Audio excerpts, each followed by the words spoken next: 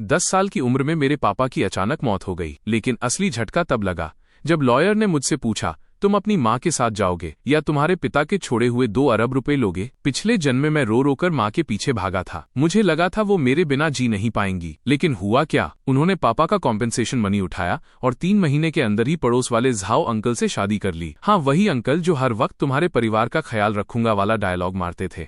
पापा की चिता की राख भी पूरी ठंडी नहीं हुई थी और वो आदमी हमारे घर में शिफ्ट हो गया। पापा के बेड पर सोने लगा और मैं उनकी नज़र में अनवांटेड एक्स्ट्रा लगेज बन गया। पूरी जिंदगी ऐसा ट्रीट किया गया जैसे फ्लिपकार्ट से गलती से एक्स्ट्रा पार्सल आ गया हो। झाओ कैंग का एक बेटा था, मुझसे 2 साल बड़ा। वो मुझे ऐसे देखता था जैसे मैं उसकी जिंदगी का बफरिंग इशू हूँ। माँ उसे खुश करने के लिए मुझ पर हर रोज चिल्लाती, मारती, ताने देती। पापा के छोड़े हुए पैसे उन लोगों के लिए ATM मशीन बन गए। नया फोन, ब्रांडेड कपड़े, घूमना फिरना, लड़की पटाना, सब उसी पैसे से। और मेरी स्कूल फीस तक भरने के लिए पैसे नहीं थे।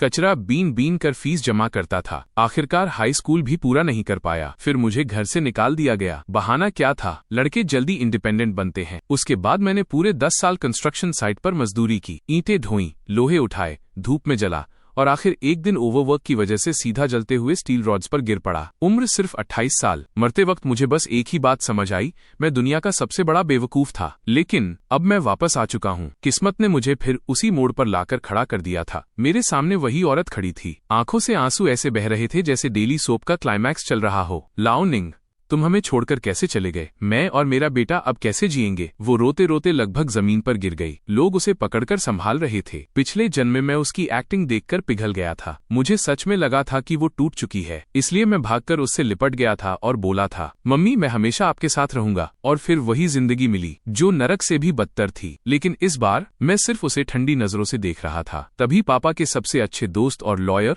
झो अंकल आगे आए। उन्होंने भारी आवाज में कहा, ये निंग भाई की विल है। उन्होंने ब्रीफकेस से एक डॉक्यूमेंट निकाला। उन्होंने पहले ही सारी चीजें अरेंज कर दी थी। उनकी कुल संपत्ति लगभग 2 अरब है। अब 2 ऑप्शंस हैं। पहला, अगर शाओ ये अपनी माँ के साथ रहता है तो पूरी रकम उसके नाम पर गार्डियन फंड की तरह लीलान संभालेगी जब तक बच्चा बड़ा नहीं हो जाता। इतना सुनते ही लीलान की सांसें तेज हो गईं। उसकी आंखों में अचानक ऐसी चमक आई जैसे किसी ने लॉटरी टिकट पकड़ाया हो। दूसरा ऑप्शन, अगर शाओ ये अपनी माँ के साथ नहीं रहता तो पूरी रकम ट्रस्ट फंड में चली जाएगी। मैं पर्सनली उसे मैनेज करूंगा और ली लान को उस पैसे का 1 रुपया भी नहीं मिलेगा। पूरा हॉल एकदम शांत हो गया। सबकी नजरें मुझ पर टिक गईं। ली लान का चेहरा इंस्टेंटली फ्रीज हो गया। फिर अगले ही पल वो फिर से ड्रामा मोड में चली गई। उसने मुझे कसकर पकड़ लिया और जोर जोर से रोने लगी। वकील साहब, आप ऐसा कैसे बोल सकते हैं? वो मेरा बेटा है, मेरी जान है वो। बाहर से वो रो रही थी, लेकिन कान के पास धीरे से फुसफुसाई, अगर उल्टा सीधा बोला ना, जान से मार दूंगी। तेरे पैसे मेरे पैसे हैं, समझा? पिछले जन्म में मैं डर गया था, लेकिन अब मुझे बस घिन आ रही थी। मैंने धीरे धीरे खुद को उसकी पकड़ से छुड़ाया।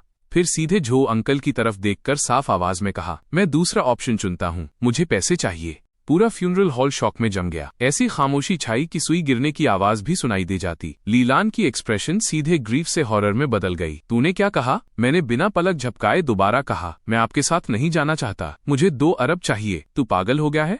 मैं तेरी माँ हूँ। वो पूरी तरह हिस्टेरिकल हो गई, सीधे मेरे ऊपर झपटी और मुझे थप्पड़ मारने वाली थी। लेकिन तभी झो अंकल ने उसका हाथ पकड़ लिया। उनका चेहरा गुस्से से भरा था। लीलान, ये निंग भाई का फ्यूनरल है और ये बच्चे का अपना फैसला है। उसे क्या समझ है? जरूर आपने भड़काया है। झो अंकल ने उसका हाथ झटक दिया। ये लीगली वैलिड विल है और अब से आप इसकी गार्डियन नहीं रही। ये सुनते ही लीलान का चेहरा सफेद पड़ गया। उसकी आंखों में सिर्फ नफरत थी, ऐसी नफरत जैसे मैं उसका बेटा नहीं, दुश्मन हूँ। लेकिन मुझे फर्क नहीं पड़ा। जिस पल मैंने वो फैसला लिया, उसी पल हमारा माँ बेटे का रिश्ता खत्म हो चुका था। अब सिर्फ हिसाब बाकी था। मैं झो अंकल के पास गया और धीरे से पूछा, क्या पापा पहले से सब जानते थे? झो अंकल कुछ सेकंड चुप रहे, फिर भारी आवाज में बोले, तुम्हारे पापा बहुत समझदार इंसान थे और वो तुमसे बहुत प्यार करते थे। मेरी आंखें लाल हो गईं। हाँ, इतने समझदार आदमी को कैसे नहीं पता होगा कि उसकी पत्नी कैसी है? उन्होंने सब समझ लिया था, लेकिन मुझे एक पूरा परिवार देने के लिए सब सहते रहे। और जब उन्हें पता चला कि वो ज्यादा दिन नहीं जिएंगे, तब उन्होंने मेरे लिए आखिरी सुरक्षा छोड़ दी। पिछले जन्म में मैंने खुद अपने हाथों से वो प्यार बर्बाद कर दिया था, लेकिन इस बार नहीं। इस बार मैं बेवकूफ नहीं बनने वाला था। आखिरकार ली लान को रिश्तेदार खींचकर बाहर ले गए। जाते वक्त उसकी नजरें ऐसी थीं जैसे मौका मिले तो वहीं गला दबा दे। मैंने भी में चुपचाप नोट बना लिया, गेम ऑन। उसके बाद झो अंकल मेरे नए गार्डियन बन गए। उन्होंने पापा का फ्यूनरल पूरा कराया और फिर मुझे अपने घर ले गए। कुछ दिनों बाद उन्होंने मुझे एक लंबी इन्वेस्टमेंट लिस्ट दिखाई। ये सब तुम्हारे पापा के चुने हुए ब्लू चिप स्टॉक्स हैं,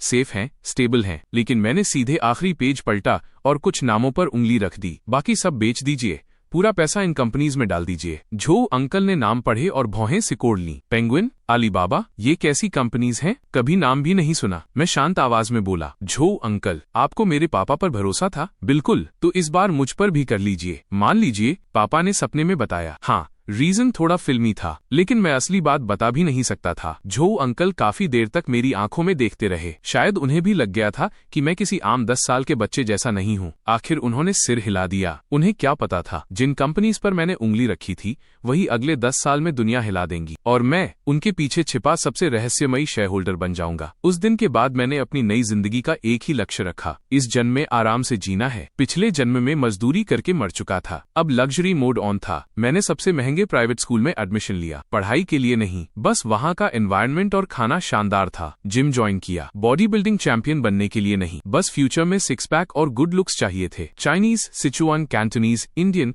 हर तरह की कुकिंग सीखनी शुरू कर दी। खाना खाने का शौक था भाई, मास्टर शेफ बनने का नहीं। वाइन बनाना सीखा, टी टेस्टिंग सीखी, लग्जरी लाइफ को प्रॉपर तरीके से एंजॉय करना शुरू कर दिया। बाकी सारे काम सीधे झो अंकल और प्रोफेशनल टीम पर डंप कर दिए। बाद में उन्होंने वॉल स्ट्रीट से लौटे एक टॉप लेवल मैनेजर को हायर किया। नाम था ओल्ड वू। मैंने उससे सिर्फ एक बात कही, छोटी मोटी बातों के लिए मुझे डिस्टर्ब मत करना। जो प्रॉब्लम सॉल्व कर सकते हो खुद करो और जो नहीं कर सकते उसे बैंकरप्ट होने दो। ओल्ड वू मुझे ऐसे देख रहा था जैसे किसी राजा का निकम्मा बेटा सामने बैठा हो, लेकिन फिर भी उसने पूरी ईमानदारी से मेरा आदेश मान लिया और इस तरह मेरी जिंदगी ऑफिशियली शुरू हुई, एक ऐसे हिडन बिलियनेयर की जिंदगी जिसका सबसे बड़ा टैलेंट था आराम से जीना। बॉस, पेंगुइन कंपनी के शेयर्स फिर 3 गुना बढ़ गए। हमने इस बार सीधे 5 अरब कमा लिए।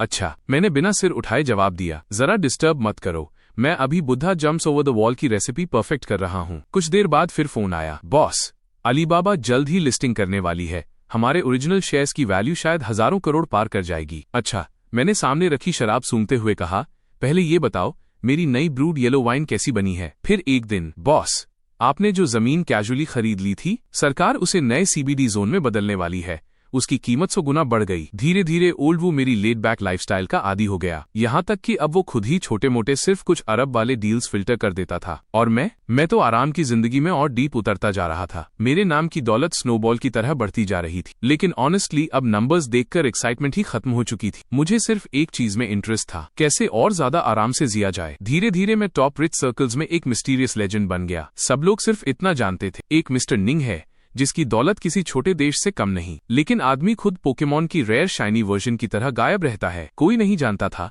मैं कैसा दिखता हूँ, कहाँ रहता हूँ, क्या करता हूँ। और फिर 18 साल की उम्र में एक औरत मेरी शांत जिंदगी में तूफान बनकर दाखिल हुई। उसका नाम था श्याओ वानछिंग, मेरी एक्स फियांसे। हमारी एंगेजमेंट हमारे दादाओं ने बचपन में तय की थी, प्योर ओल्ड स्कूल बचपन का रिश्ता टाइप सेटअप। लेकिन पापा की मौत के बाद हमारा परिवार नीचे गिर गया, तो नेचुरली उस शादी की बात भी ठंडी पड़ गई। लेकिन किसे पता था पापा की छोड़ी हुई इनहेरिटेंस अगले 10 साल में एक विशाल बिजनेस एम्पायर बन जाएगी। मैंने हमेशा लो प्रोफाइल रखा, लेकिन निंग फैमिली की वापसी आखिरकार शाओ फैमिली की नजर में आ ही गई। इसलिए मेरे 18वें बर्थडे पर शाओ फैमिली के ग्रैंडफादर खुद अपनी प्यारी ग्रैंड डॉटर को लेकर हमारे घर आए। ऑफिशियल रीजन, पुरानी एंगेजमेंट फुलफिल करने आए हैं। अनऑफिशियल रीजन, इतना बड़ा हिडन बिलियनेयर हाथ से निकलना नहीं चाहिए। मैंने पहली बार श्याओ वानछिंग को झो अंकल के लिविंग रूम में देखा। सफेद एलिगेंट सूट, बाल परफेक्टली पीछे बंधे हुए, हल्का मेकअप, फेस इतना शार्प कि आइस स्कल्पचर लगे। सुंदर बहुत, लेकिन उसके आसपास ऐसी कोल्ड ऑरा थी कि एसी भी इनसिक्योरिटी में चला जाए। वो टिपिकल बिजनेस क्वीन टाइप लड़की थी, बचपन से फैमिली एयर की तरह ट्रेन हुई। Com, smart, ruthless. सुना था 20 साल की उम्र में डबल PhD खत्म कर ली, 22 में फैमिली बिजनेस संभाल लिया और बड़े बड़े बिजनेस शार्क्स भी उससे डरते थे। उसकी दुनिया में इमोशंस का वैल्यू उतना ही था जितना इंडियन पेरेंट्स के लिए गेमिंग करियर का। वो सामने बैठी और मुझे ऊपर से नीचे तक स्कैन करने लगी। तुम निंग यी हो? उसकी नजरों में साफ जजमेंट था। मैं अभी जिम से लौटा था, लूज स्पोर्ट्स वेयर पहना हुआ था, बालों में हल्का पसीना। मैंने आराम से सोफे पर फैलते हुए एक एप्पल उठाया। बस इतना कहा। मेरा लेजी एटीट्यूड देखकर उसकी आईब्राउज हल्की सिकुड़ गईं। सुना है तुमने हाई स्कूल के बाद पढ़ाई छोड़ दी? हाँ। क्यों? बहुत मेहनत लगती है। वो कुछ सेकंड मुझे देखती रही। तो अब क्या करते हो? जिम, कुकिंग, वाइन ब्रूइंग और रिसर्च की और आराम से कैसे लेटा जाए। मैंने पूरी ऑनेस्टी से जवाब दिया। उसके होठों पर हल्की सार्कास्टिक स्माइल आ गई। तो बेसिकली तुम एक यूजलेस रिच ब्रैट हो? मैंने कंधे उचका दिए। ऐसा भी कह सकते हो। उसने कोल्ड लाफ छोड़ी। ठीक है, सीधी बात करते हैं। ये एंगेजमेंट हमारे ग्रैंडफादर्स का मजाक था, इसे सीरियसली लेने की जरूरत नहीं। मेरा हस्बैंड ऐसा आदमी होना चाहिए जो मेरे बराबर खड़ा हो सके, कोई ऐसा नहीं जो सिर्फ खाए पिए और जिंदगी बर्बाद करे। मैंने एप्पल खाते हुए पूछा, तो मैं चाहती हूँ कि तुम खुद जाकर मेरे ग्रैंडफादर से ये रिश्ता खत्म करने की बात करो। उसका टोन ऐसा था जैसे सीईओ एम्प्लॉई को फायरिंग नोटिस दे रही हो। कॉम्पनसेशन के तौर पर मैं तुम्हें कुछ पैसे दे सकती हूँ या हमारी कंपनी में इजी पोजीशन दिलवा सकती हूँ। मैं ऑलमोस्ट एप्पल उगल देता। मुझे पैसे देगी, जॉब देगी। उसे शायद अंदाजा भी नहीं था कि उसका प्राउड शाओ ग्रुप मेरी टोटल एसेट्स के सामने पॉकेट चेंज भी नहीं था। लेकिन ऑनेस्टली मुझे मजा आ रहा था। पिछले जन्म में मैं उसे दूर से देखने लायक भी नहीं था और इस जन्म में वो खुद मेरे सामने बैठी थी और मुझे पिटी पैकेज ऑफर कर रही थी। मैंने हाथ पोंछे और मुस्कुराया। ठीक है। वो थोड़ा चौंकी। शायद उसे उम्मीद नहीं थी कि मैं इतनी आसानी से मान जाऊंगा। तो तुम्हें क्या चाहिए? उसने फिर वही आइसबर्ग एक्सप्रेशन पहन लिया। मैं धीरे धीरे उठकर उसके पास गया, फिर झुककर उसके कान के पास फुसफुसाया। मुझे पैसे नहीं चाहिए, मुझे जॉब नहीं चाहिए। मैं चाहता हूँ तुम खुद जाकर अपने दादाजी से कहो कि तुम निंग यी के लायक नहीं हो। उसकी प्यूपल्स इंस्टेंटली सिकुड़ गईं। शायद जिंदगी में पहली बार किसी ने उससे ऐसा बोला था। वो तुरंत पीछे हट गई। उसका चेहरा गुस्से से लाल हो चुका था। तुम अपनी लिमिट्स क्रॉस कर रहे हो। मैं आराम से वापस सोफे पर बैठ गया। लिमिट्स? सेल्फ रिस्पेक्ट कोई गिफ्ट नहीं होता मिस शाओ, खुद कमाना पड़ता है। वो मुझे घूरती रही। तुम जैसे आदमी को छोड़कर आखिर आता क्या है? पूरा दिन कुछ नहीं करते। ऐसे लोगों और पैरासाइट्स में फर्क ही क्या है? मैं हंस पड़ा। फर्क ये है कि मैं अपनी मर्जी से जीता हूँ। कम से कम किसी रोबोट की तरह नहीं जी रहा जो हंसने से पहले भी प्रॉफिट लॉस कैलकुलेट करे। मेरी बात सीधे उसके वीक पॉइंट पर लगी। उसका चेहरा हल्का सफेद पड़ गया। उसने मुट्ठियां भींच लीं। हम दोनों अलग दुनिया के लोग हैं। ये एंगेजमेंट मैं खुद खत्म करवाऊंगी। आज के बाद हमारा कोई संबंध नहीं रहेगा। ये कहकर वो मुड़ी और बिना पीछे देखे चली गई। उसकी बैग देखकर ऐसा लग रहा था जैसे कोई घायल व्हाइट स्वॉन अपनी आखिरी डिग्निटी बचाकर जा रही हो।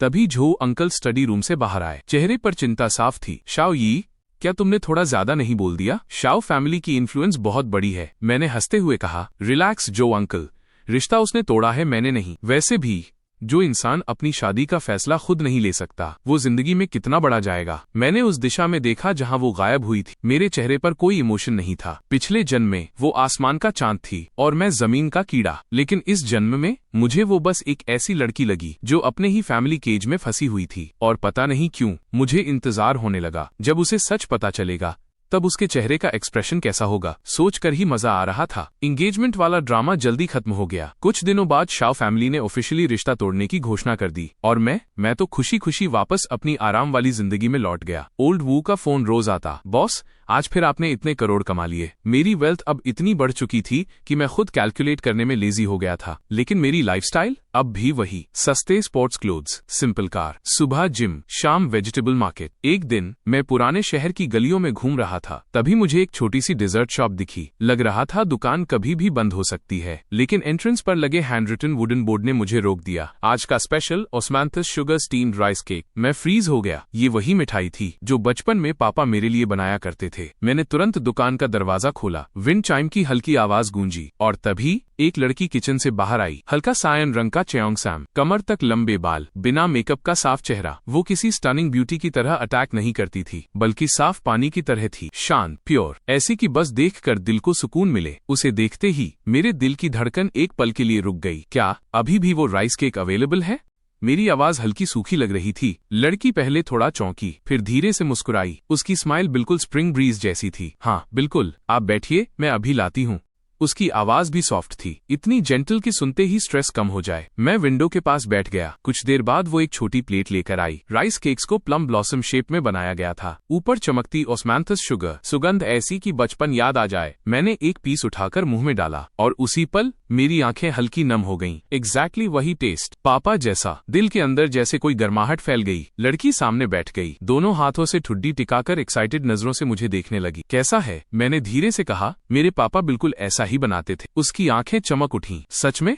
ये रेसिपी मेरी दादी ने दी थी। वो कहती थी अब बहुत कम लोग इसे बनाना जानते हैं। मैं मुस्कुराया। तुम्हारी दादी जरूर अमेजिंग इंसान होंगी। वो हल्के गर्व से सीधी बैठ गई। हाँ, वैसे मेरा नाम शन यूचू है, ये दुकान मेरी है। फिर उसने क्यूरियस होकर पूछा, और आपका? मैंने उसकी तरफ देखा। कई सालों बाद पहली बार मुझे लगा शायद जिंदगी सिर्फ आराम से लेटे रहने के लिए नहीं बनी। मैं हल्का सा मुस्कुराया। मेरा नाम निंग यी है। हम दोनों ऐसे बातें करने लगे जैसे सालों पुराने दोस्त। तभी मुझे पता चला कि उसका परिवार जनरेशन से ट्रेडिशनल कुकिंग आर्ट से जुड़ा हुआ था। उसके एंसेस्टर्स कभी रॉयल शेफ्स हुआ करते थे। बचपन से ही वो इन पुरानी कलाओं के बीच बड़ी हुई थी। दूसरे लोगों की तरह उसे कॉर्पोरेट लाइफ पसंद नहीं थी। ना 9 to 5 जॉब, ना ऑफिस पॉलिटिक्स, ना सर, मेल चेक कर लीजिए वाली जिंदगी। इसलिए उसने खुद ये छोटी सी डिजर्ट शॉप खोली थी। बस एक ही सपना था, इन खूबसूरत ट्रेडिशनल फ्लेवर्स को खत्म होने से बचाना। और सबसे शॉकिंग बात, उसकी सोच मेरी सोच से डेंजरसली मैच करती थी। हम दोनों स्लो लाइफ पसंद करते थे, हम दोनों को ट्रेडिशनल कल्चर से ऑलमोस्ट जिद वाली मोहब्बत थी। उस दोपहर मैं उसी छोटी सी दुकान में बैठा उससे घंटों बातें करता रहा। खिड़की से आती धूप उसके ऊपर पड़ रही थी, उसके चारों तरफ हल्का गोल्डन ग्लो बन गया था। मैं उसकी चमकती आंखों को देख रहा था, उसकी बात करते वक्त अचानक निकल जाने वाली छोटी छोटी स्माइल्स को। और पता नहीं क्यों दिल के अंदर कोई खाली जगह धीरे धीरे भरती जा रही थी। मुझे पहली बार एहसास हुआ, रीबर्थ के बाद जो दिल बूढ़ा और पत्थर जैसा हो गया था वो फिर से नरम होने लगा है। उस दिन के बाद शेन यूचू की डिजर्ट शॉप मेरा नया बेस बन गई। मैं रोज वहां जाने लगा, बिना फेल हुए, कभी उसकी नई डिजर्ट ट्राई करने, कभी उसके हाथ की टी पीने, लेकिन ज्यादातर मैं बस चुपचाप बैठकर उसे काम करते हुए देखता रहता। दुकान में वो अकेली थी, इंग्रेडिएंट्स तैयार करना, डिजर्ट बनाना, कस्टमर्स हैंडल करना, क्लीनिंग करना, सब कुछ वो खुद करती थी। लेकिन मजे की बात, उसने कभी शिकायत नहीं की। उसके चेहरे पर हमेशा वही सैटिस्फाइड स्माइल रहती थी। धीरे धीरे मैंने उसकी मदद करनी शुरू की। पहले बर्तन धोए, फिर वेजिटेबल्स काटे, फिर इंग्रेडिएंट्स प्रिपेयर करने लगा, और आखिरकार उसने मुझे अपने किचन में आने की परमिशन भी दे दी। उसका किचन छोटा था, लेकिन इतना क्लीन एंड ऑर्गेनाइज्ड कि इंडियन मॉम्स भी इमोशनल हो जाएं। हर चीज अपनी जगह पर परफेक्टली रखी हुई। वो जब डिजर्ट बनाती थी तो सच में किसी आर्टिस्ट जैसी लगती थी। उसकी पतली उंगलियां कैसे साधारण इंग्रेडिएंट्स को 8 पीस में बदल देती थी। उसे देखना अपने आप में थेरेपी था। एक दिन मैं उसके लिए भारी फ्लावर बैग उठा रहा था। अभी जिम से आया था,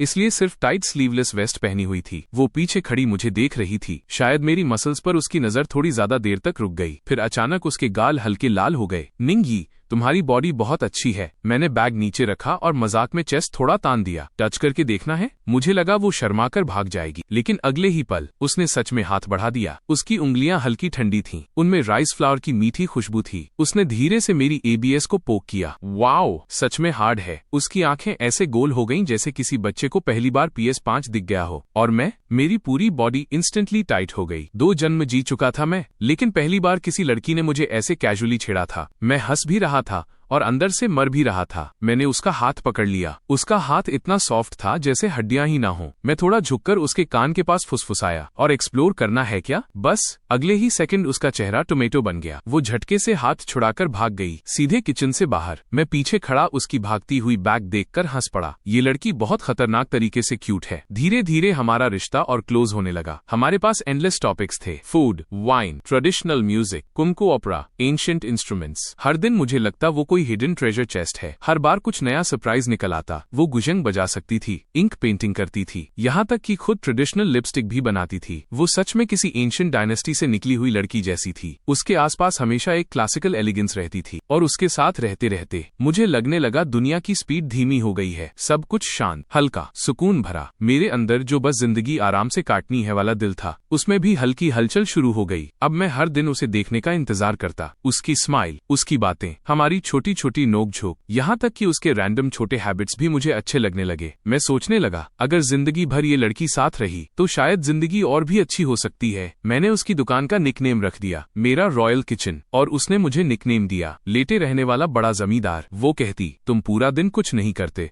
बस यहाँ आकर सबसे टेस्टी डिजर्ट्स खा जाते हो, जैसे रेंट कलेक्ट करने आए हो। हम दोनों जानते थे हमारे बीच सिर्फ एक थिन वॉल बची है, और वो वॉल टूटी एक एक्सीडेंट की। उस दिन एक rich second generation brand sports car लेकर दुकान पर आया। ऑयल लगे बाल, चीप एटीट्यूड, फेस ऐसा जैसे रील्स देखकर खुद को हीरो समझता हो। जैसे ही उसने शेन यूचू को देखा, सीधे लाइन मारना शुरू, पूरी दुकान बुक कर देता हूँ, आज मेरे साथ चलो। शेन यूचू ने तुरंत मना कर दिया। बस फिर क्या, वो लड़का भड़क गया, दुकान में चीजें तोड़ने लगा, टेबल गिरा दिए, सामान फेंक दिया। उस समय मैं किचन में नया रेसिपी टेस्ट कर रहा था। बाहर शोर सुना तो तुरंत दौड़कर निकला। सामने टूटी हुई दुकान और डरी हुई शेन यूचू का सफेद पड़ा चेहरा देखकर मेरे अंदर का गुस्सा लिटरली फट पड़ा। 2 जन्मों में मैं शायद पहली बार इतना गुस्सा हुआ था। मैं उसके सामने खड़ा हो गया और कोल्ड नजरों से उस रिच ब्रैड को देखने लगा। वो उंगली दिखाकर चिल्लाया, तू कौन है बे? मेरे काम में दखल दे रहा है? मैंने कुछ नहीं कहा, बस फोन निकाला और ओल्ड वू को कॉल लगाया। एक नंबर ट्रेस करो, 5 मिनट के अंदर इसकी फैमिली कंपनी को बीजिंग से गायब कर दो। पूरा शॉप कुछ सेकंड के लिए साइलेंट हो गया।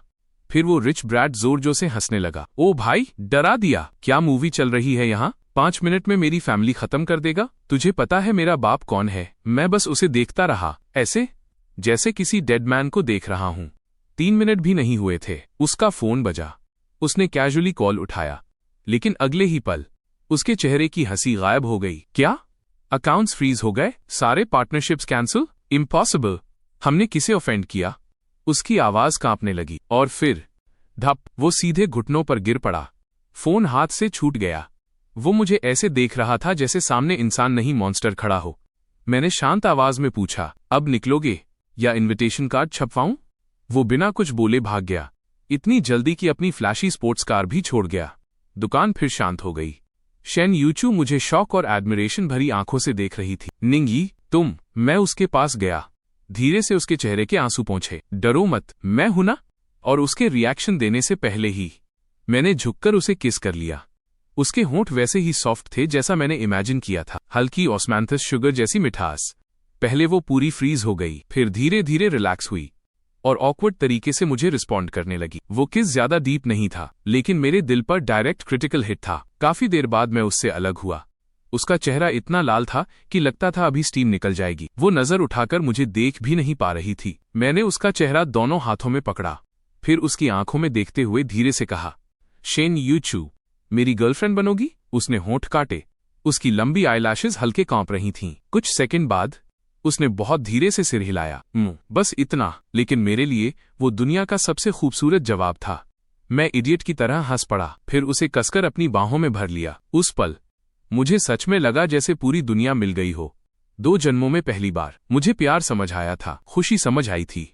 वो मेरे सीने में मुंह छुपाकर धीरे से बोली, तुम अभी बहुत डरावने लग रहे थे। डर गई थी? तुम एक फोन करके किसी कंपनी को बैंकरप्ट कर सकते हो। तुम आखिर हो कौन?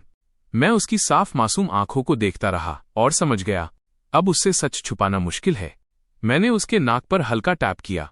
मैंने पहले भी कहा था, मैं बस एक लेड बैक बड़ा जमींदार हूं, बस जमीन थोड़ी ज्यादा है। फिर मैंने उसे अपनी कहानी का कुछ हिस्सा बताया, रीबर्थ वाली बात छोड़कर। बस इतना कहा, पापा बहुत बड़ी इनहेरिटेंस छोड़ गए थे।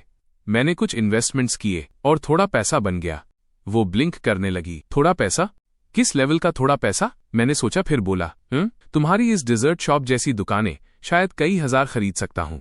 वो शौक में सांस खींचकर रह गई, फिर सच में उंगलियों पर हिसाब लगाने लगी।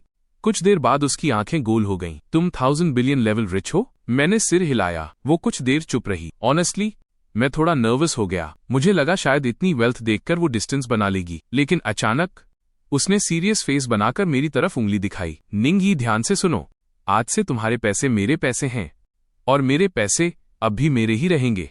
मैं कुछ सेकंड ब्लैंक रह गया, फिर इतनी जोर से हंसा कि खुद को रोकना मुश्किल हो गया। मैंने उसे उठाकर हवा में घुमा दिया। ठीक है मैडम, सब आपकी मर्जी।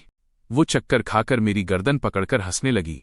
उसकी हंसी बिल्कुल विंड चाइम जैसी थी और उसी पल मुझे समझ आ गया, मैंने सही इंसान चुना है। मुझे उससे प्यार उसकी सिंप्लिसिटी की वजह से हुआ था, ना उसकी ब्यूटी की वजह से, ना उसके टैलेंट की वजह से, बस उसकी वजह से। और उसके बाद मेरी लेड बैक जिंदगी ऑफिशियली कलरफुल हो गई। हम साथ में नई डिजर्ट्स बनाते, नई वाइन ब्रू करते और धीरे धीरे मैं उसकी दुनिया में पूरी तरह खोता चला गया।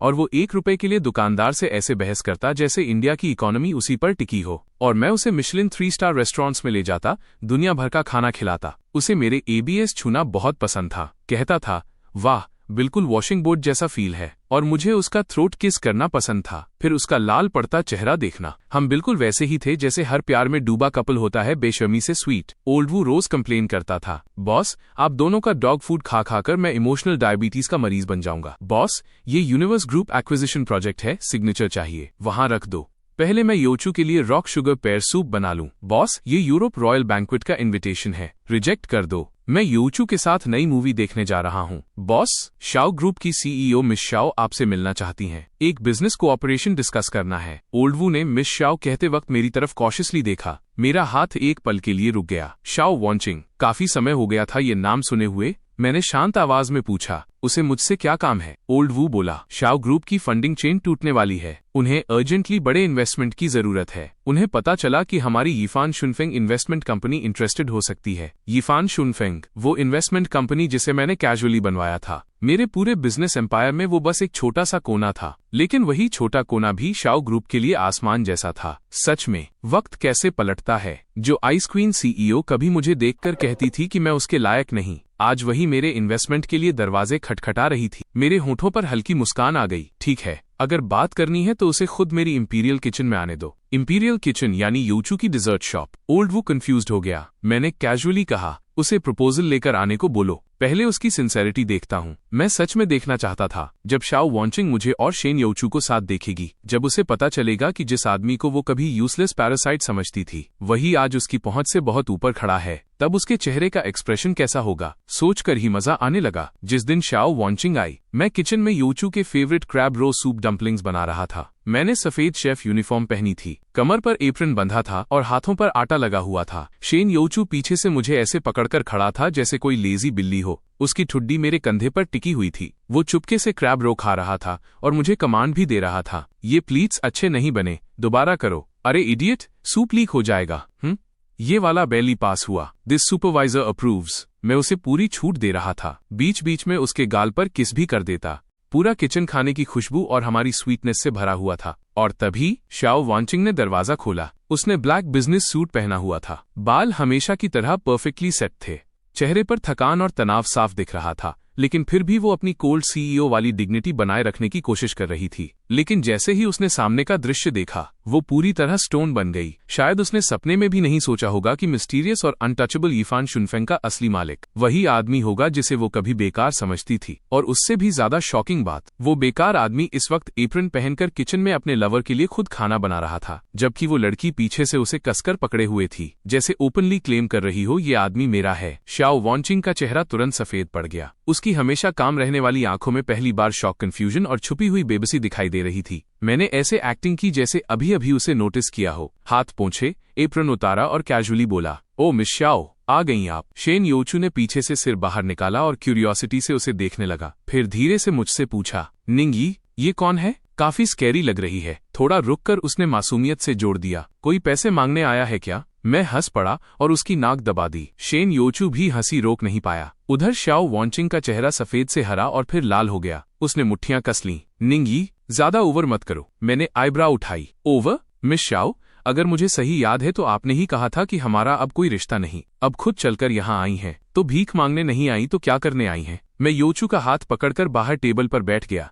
उसके सामने गरम सूप डम्पलिंग्स रख दिए, लो फ्रेश बने हैं। फिर धीरे से शाओ वॉन्चिंग की तरफ देखा। बैठिए, अब बताइए क्या काम है? मेरा एटीट्यूड इतना कैजुअल था जैसे वो कोई इंपॉर्टेंट बिजनेस पार्टनर नहीं, बस एक इररेलेवेंट विजिटर हो। उसने गहरी सांस ली और खुद को शांत करने की कोशिश की। बैठकर उसने मोटी फाइल मेरी तरफ बढ़ाई। मिस्टर निंग, ये शाओ ग्रुप की अगले 5 साल की डेवलपमेंट प्लानिंग और फाइनेंसिंग प्रपोजल है। मैं उम्मीद करती हूँ कि। मैंने हाथ उठाकर उसे रोक दिया। मिस शाओ, शायद आपको एक बात समझ नहीं आई। क्या इस वक्त आप मुझे रिक्वेस्ट कर रही हैं? मैं आपको नहीं। मैं कुर्सी पर पीछे टिक गया। मुझे आपके प्लान्स में कोई इंटरेस्ट नहीं है। मैं सिर्फ एक सवाल पूछना चाहता हूँ। मैंने अपने पास बैठे शेन योचू की तरफ इशारा किया, फिर अपनी तरफ। आपको क्या लगता है हम दोनों साथ में अच्छे लगते हैं? शाओ वॉन्चिंग का शरीर हल्का सा कांप गया। उसने मुझे देखा, फिर उस लड़के को जो खुशी से डम्पलिंग्स खा रहा था। उसके होंठ हिले, लेकिन आवाज नहीं निकली। अच्छे लगते हैं? ये सवाल सीधे उसके दिल में चुभ गया। उसके सामने बैठा आदमी हैंडसम था, इंसेनली रिच था, पावर उसके हाथ में थी, लेकिन फिर भी वो अपने लवर के लिए खुद खाना बना रहा था। उसकी आंखों में जो सॉफ्टनेस थी वो शाओ वॉन्चिंग ने कभी नहीं देखी थी। और दूसरी तरफ शेन योचू, साधारण कपड़े, सिंपल जिंदगी, लेकिन चेहरे पर ऐसी खुशी जैसे पूरी दुनिया की वार्मथ उसे मिल गई हो। दोनों साथ बैठे थे जैसे किसी पीसफुल लव स्टोरी की तस्वीर। और वो खुद एक्सपेंसिव सूट पहनकर, मोटी फाइल्स लेकर उसी आदमी के सामने इन्वेस्टमेंट के लिए रिक्वेस्ट कर रही थी जिसे वो कभी रिजेक्ट कर चुकी थी। कितना बड़ा जोक था ये। कभी वो ऊपर खड़ी होकर उसे दया भरी नजरों से देखती थी, आज वही आदमी इतनी ऊंचाई पर पहुंच चुका था कि उसे सिर्फ ऊपर देखकर ही उसकी गर्दन दुख रही थी। पछतावा धीरे धीरे उसकी पूरी प्राइड तोड़ रहा था। आखिर उसने मुश्किल से कहा, तुम दोनों सच में बहुत अच्छे लगते हो। मैं मुस्कुराया, लेकिन मुझे याद है कभी किसी ने मुझे पैरासाइट कहा था, बोला था मैं उसके लायक नहीं हूँ। शाओ वॉन्चिंग के चेहरे का आखिरी रंग भी गायब हो गया। उसे पता था मैं वही शब्द उसे वापस लौटा रहा था जो कभी उसने मेरे ऊपर फेंके थे। उसने आंखें बंद कर लीं। निंगी, मैं मानती हूँ कि उस वक्त मैं गलत थी। मेरी आंखें बंद थीं। उसकी आवाज कांप रही थी। मैं तुमसे माफी मांगती हूँ, लेकिन बिजनेस अलग चीज है। शाओ ग्रुप को सच में इस इन्वेस्टमेंट की जरूरत है। मैं तुमसे रिक्वेस्ट करती हूँ। रिक्वेस्ट? मैंने उसे बीच में रोक दिया। किस आइडेंटिटी से रिक्वेस्ट कर रही हो? एक्स फियांसी या डिफीटेड लूजर? पास बैठे शेन योचू को पूरी कहानी समझ नहीं आ रही थी, लेकिन वो इतना समझ गया था कि मुझे सपोर्ट चाहिए। उसने चुपचाप मेरी प्लेट में एक डम्पलिंग रखा, फिर अपनी साफ आंखों से मेरी तरफ देखा। बस इतना सा छोटा जेस्चर, और वही चीज शाओ वॉन्चिंग की आखिरी मेंटल डिफेंस भी तोड़ गई। उसने हमारी बीच की वो अंडरस्टैंडिंग देखी, वो क्लोजनेस जो वर्ड्स के बिना भी महसूस होती थी, वो चीज जो उसे जिंदगी भर कभी नहीं मिलती। उसे हमेशा लगता था कि जिंदगी का मतलब पावर और सक्सेस है, लेकिन आज पहली बार उसे समझ आया, ऊपर खड़े होकर पूरी दुनिया जीत लेने के बाद भी इंसान अंदर से कितना अकेला हो सकता है। उसने दुनिया जीत ली थी, लेकिन वो एक इंसान हार गई थी जो सच में उसे प्यार कर सकता था। उसकी आवाज टूट गई, निंगी प्लीज इस बार सच में मेरी मदद कर दो। और फिर वो रो पड़ी। वो शाओ वॉन्चिंग जो हमेशा आसमान पर खड़ी रहती थी, जो बर्फ की तरह ठंडी और अहंकारी थी, आज सच में रो रही थी। आंसू उसके खूबसूरत चेहरे से फिसलते हुए नीचे गिर रहे थे और उसकी उस प्रपोजल फाइल पर फैल रहे थे जिस पर उसे सबसे ज्यादा गर्व था। मैं बस चुपचाप उसे देखता रहा। दिल में ना कोई खुशी थी, ना बदले का मजा, बस खालीपन। अगर ये पिछला जन्म होता तो शायद उसके आंसू देखकर मेरा दिल पिघल जाता, लेकिन अब ऐसा कुछ नहीं होने वाला था। मैंने उसकी फाइल उठाई, एक नजर तक नहीं डाली, सीधा पास पड़े डस्टबिन में फेंक दी। मिस शाओ, मैं खड़ा हुआ और ऊपर से उसकी तरफ देखते हुए बोला, वैसे एक बात और बता दूं, मुझे किसी डूबती हुई कंपनी को खरीदने में कोई इंटरेस्ट नहीं है, खासकर तब जब उस कंपनी की बॉस तुम हो। इतना कहकर मैं बिना पीछे देखे शेन योचू का हाथ पकड़कर किचन में वापस चला गया। पीछे से शाओ वॉन्चिंग के टूटकर रोने की आवाज साफ सुनाई दे रही थी। मैं जानता था आज मैंने उसकी जिंदगी का सबसे बड़ा घमंड अपने हाथों से कुचल दिया था, और ये तो बस शुरुआत थी। शाओ वॉन्चिंग के जाने के बाद मैंने सोचा था अब शांति मिलेगी, लेकिन मैं गलत था, क्योंकि उससे भी ज्यादा घिनौनी इंसान मेरे दरवाजे पर आ चुकी थी। ली लान, मेरी बायोलॉजिकल मदर। पता नहीं कहां से उसने शेन योचू की डिजर्ट शॉप का पता निकाल लिया और सीधे दुकान के बाहर आकर खड़ी हो गई। 10 साल बाद उसे देखकर मैं एक पल के लिए भी इमोशनल नहीं हुआ। वो बूढ़ी लगने लगी थी, चेहरे पर झुर्रियां थीं, बालों में सफेदी आ चुकी थी। महंगे कपड़ों की जगह अब सस्ते रोड साइड कपड़े थे, लेकिन एक चीज बिल्कुल नहीं बदली थी, उसकी आंखों में भरा लालच। उसे देखते ही समझ आ गया कि इन सालों में उसकी और झाओ कियांग की हालत अच्छी नहीं रही। पिछले जन्म में दोनों ने मेरे पिता के पैसे पानी की तरह उड़ाए थे, ऊपर से झाओ कियांग गैम्बलिंग का एडिक्ट बन गया था। घर बर्बाद होना तो तय था, इस जन्म में तो उन्हें वो पैसे मिले भी नहीं थे, मतलब हालत और भी खराब रही होगी। मुझे देखते ही वो दौड़कर आई, जैसे 10 साल पहले वाला इमोशनल ड्रामा फिर शुरू करने वाली हो। मैं साइड हट गया। शाओ यी, मेरे बेटे, आखिर माँ ने तुम्हें ढूंढ ही लिया। और फिर वही पुराना रोना धोना। मैंने ठंडी आवाज में कहा, काम की बात करो वरना निकलो यहाँ से। वो तुरंत रोने लगी। तुम अपनी माँ से ऐसे बात करोगे? मुझे पता है तुम अब भी मुझसे नाराज हो, लेकिन उस वक्त मेरी भी मजबूरी थी। मैं और तुम्हारे झाओ अंकल बहुत मुश्किल में हैं। बिजनेस में धोखा हो गया, बहुत कर्ज हो गया, हमारे पास खाने तक के पैसे नहीं हैं। शाओ यी, अब तुम सक्सेसफुल हो गए हो, तुम अपनी माँ को छोड़ तो नहीं सकते ना? रोते रोते वो घुटनों पर बैठने लगी। मुझे घिन आने लगी। तभी शेन योचू दुकान से बाहर आया। वो सीन देखकर घबरा गया। निंगी, ये कौन है? मैंने उसे तुरंत अपने पीछे कर लिया। मैं नहीं चाहता था कि वो इस गंदगी के करीब भी आए। मैंने शांत आवाज में कहा, कोई नहीं, एक इर्रेलेवेंट इंसान। ये सुनते ही लीलान पागलों की तरह चिल्लाने लगी। मैं इर्रेलेवेंट हूँ? मैं इसकी माँ हूँ, असली माँ। फिर उसने शेन योचू की तरफ उंगली दिखाई। और तू कौन है? कोई चीप फॉक्स स्पिरिट? मेरे बेटे को फंसाकर हमारे घर का पैसा खाना चाहती है क्या? शेन योचू का चेहरा तुरंत सफेद पड़ गया। उधर मेरा एक्सप्रेशन पूरी तरह ठंडा हो चुका था। मैंने शब्द दबाकर कहा, मैं आखिरी बार बोल रहा हूँ, निकल जाओ। मैं नहीं जाऊंगी। वो जमीन पर बैठकर चिल्लाने लगी। निंगी, आज तुम्हें मुझे पैसे देने ही पड़ेंगे। 1 मिलियन नहीं, 10 मिलियन, वरना मैं यहीं बैठी रहूंगी। मैं तुम्हारे खिलाफ केस भी करूंगी। बोलूंगी तुमने अपनी माँ को छोड़ दिया। उसे अब भी लगता था कि मैं वही पुराना सॉफ्ट लड़का हूँ जिसे गिल्ट से कंट्रोल किया जा सकता है, लेकिन उसे नहीं पता था अब मुझे रेपुटेशन की परवाह नहीं थी। लोग क्या सोचेंगे, इसकी भी नहीं। मैं उसे देखकर अचानक हंस पड़ा। ठीक है, तुम केस करना चाहती हो ना? मैं मौका देता हूँ। मैंने फोन निकाला और ओल्ड वू को कॉल किया। सबसे बेस्ट लॉयर्स कांटेक्ट करो, और मीडिया भी। मैं प्रेस कॉन्फ्रेंस करने वाला हूँ। टॉपिक होगा मैं और मेरी प्यारी बायोलॉजिकल मदर और हमारे पुराने हिसाब। लीलान वहीं फ्रीज हो गई। उसे लगा था मैं डर जाऊंगा, लेकिन मैं तो पूरा मामला नेशनल लेवल पर ले जा रहा था। तुम ऐसा नहीं कर सकते। मैं हंसा, कर सकता हूँ या नहीं ये तुम जल्द देख लोगी। मैंने फोन जेब में रखा और उसकी तरफ झुककर कहा, लीलान, शायद तुम भूल गई हो, 10 साल पहले मैं तुम्हें छोड़ सकता था, तो आज भी तुम्हें पूरी तरह बर्बाद कर सकता हूँ। तुम्हें ड्रामा पसंद है ना? मैं तुम्हें बड़ा स्टेज दूंगा, इतना बड़ा कि पूरा देश तुम्हारा शो देखेगा। मेरी आंखें देखकर पहली बार वो सच में डर गईं। उसे समझ आ गया, अब मैं उसके कंट्रोल में आने वाला बेटा नहीं था। उसकी नजरों में मैं अब इंसान नहीं, मॉन्स्टर बन चुका था। आखिरकार वो डरकर भाग गई और दुनिया फिर थोड़ी शांत लगने लगी। शेन योचू ने धीरे से मेरा हाथ पकड़ा। वो सच में तुम्हारी माँ थी? मैंने उसका हाथ पकड़कर होठों से लगाया। कभी थी, अब नहीं। अब मेरा परिवार सिर्फ तुम हो। उसकी आंखों में आंसू आ गए, लेकिन उसने कुछ नहीं पूछा, बस मुझे कसकर गले लगा लिया। डरो मत, अब मैं हूं ना। मैंने उसे बाहों में भर लिया। ऐसा लगा जैसे पिछले जन्म के सारे अंधेरे धीरे धीरे उसकी वार्मथ में पिघल रहे हों। हाँ, मेरे पास वो था और वही काफी था, लेकिन मैंने लीलान की बेहयाई को कम आंका था। कुछ दिनों बाद इंटरनेट पर अचानक मेरे खिलाफ स्कैंडल फैलने लगे। रहस्यमयी बिलियनर निकला मॉडर्न डे धोखेबाज। रिच फियांस मिलने के बाद बायोलॉजिकल मदर को छोड़ा। अरबपति बेटा अपनी माँ का खून चूसकर बना अमीर। एक बेबस माँ की पुकार, मेरा बेटा मुझे एक औरत के लिए छोड़ गया। एक से बढ़कर एक इमोशनल पोस्ट्स। हर आर्टिकल में मुझे विलन बनाया गया। और लीलान, एक दुखी त्यागी माँ। शेन योचू को भी नहीं छोड़ा गया। उचे होम रेकर और फॉक्स स्पिरिट कहा जाने लगा।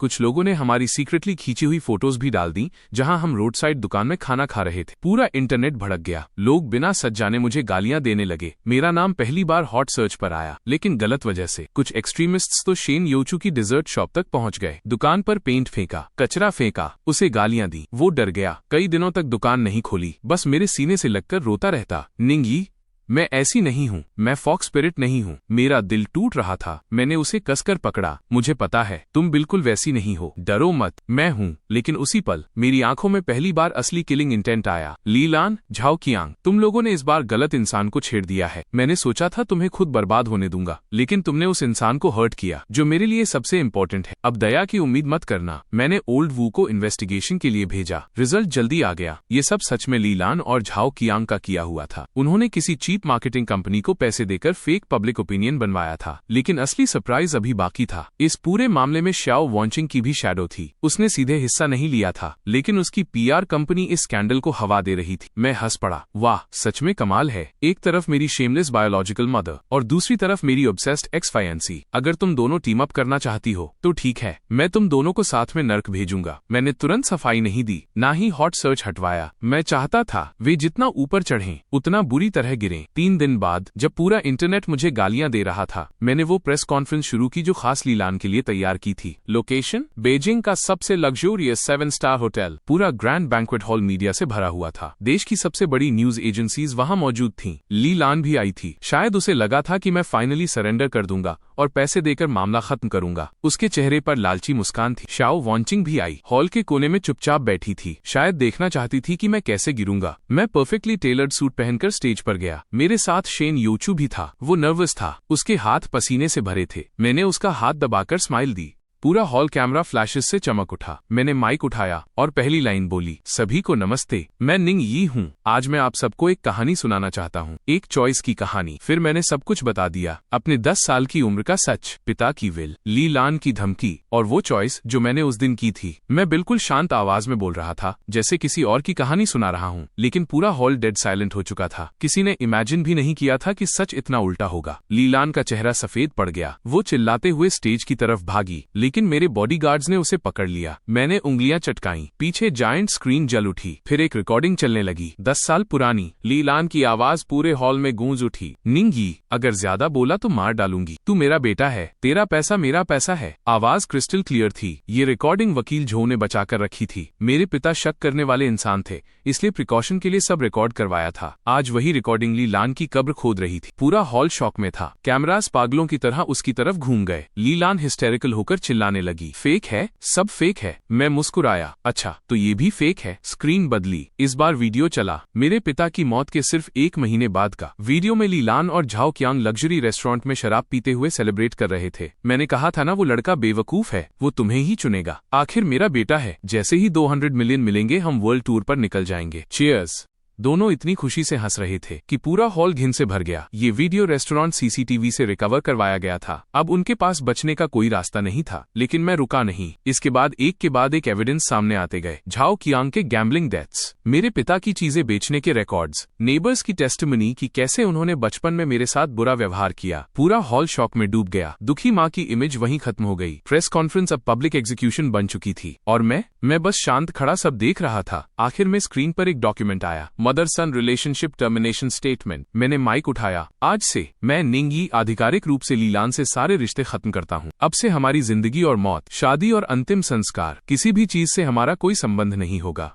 फिर मैंने हॉल के कोने की तरफ देखा जहां शाओ वॉन्चिंग बैठी थी और इस पूरे मलिशियस रूमर कैंपेन में शामिल हर इंसान और हर कंपनी पर मेरी लीगल टीम एक्शन लेगी, जिसमें शाओ ग्रुप की पीआर कंपनी भी शामिल है। शाओ वॉन्चिंग का शरीर कांप उठा। हमारी नजरें मिली और उसी पल उसे समझ आ गया, मैंने ऑफिशियली उसके खिलाफ युद्ध शुरू कर दिया है और वो पहले ही हार चुकी है। उस रात पूरा इंटरनेट फट पड़ा। News channels, hot searches, trending topics, हर जगह बस यही मामला था। ली लान और झाओ कियांग नेशनल क्लाउन्स बन चुके थे। Fraud, child abuse, fake evidence, उनकी जिंदगी प्रैक्टिकली खत्म हो चुकी थी। उधर शाओ ग्रुप का स्टॉक एक रात में 30% गिर गया। कंपनी कोलैप्स के कगार पर पहुंच गई। शाओ वॉन्चिंग हर जगह मदद मांग रही थी, लेकिन कोई उसकी मदद करने को तैयार नहीं था, क्योंकि अब कोई भी मेरे खिलाफ खड़ा होने की हिम्मत नहीं कर रहा था। आखिरकार उसे भी अकेलेपन और बिट्रेयल का टेस्ट मिल गया। कुछ दिनों बाद अचानक उसका फोन आया। उसकी आवाज अब पहले जैसी कोल्ड नहीं थी, बस थकी हुई, टूटी हुई, निंगी। मैं हार गई, ये उसके पहले शब्द थे। फिर उसने धीरे से पूछा, मैं तुम्हें छोड़ने के लिए फोन नहीं कर रही, बस एक सवाल पूछना है। अगर उस वक्त मैंने एंगेजमेंट नहीं तोड़ी होती तो क्या तुम? नहीं, मैंने उसे बीच में ही रोक दिया। शाओ वॉन्चिंग, तुम कभी मेरी दुनिया में आई ही नहीं और न कभी आ सकती थी, क्योंकि तुमने मुझे कभी समझा ही नहीं। तुम्हें सिर्फ वही पसंद था जो तुम्हें स्ट्रांग दिखता था, लेकिन मैं तो शुरू से बस ऐसा आदमी बनना चाहता था जो अपने प्यार के लिए खाना बना सके। फोन के दूसरी तरफ लंबे समय तक खामोशी रही। फिर बहुत धीमी आवाज आई, जैसे किसी का दिल टूट गया हो। अब समझ गई, कॉल कट गई। मैं जानता था अब वो दोबारा कभी मेरी जिंदगी में नहीं आएगी। शाओ,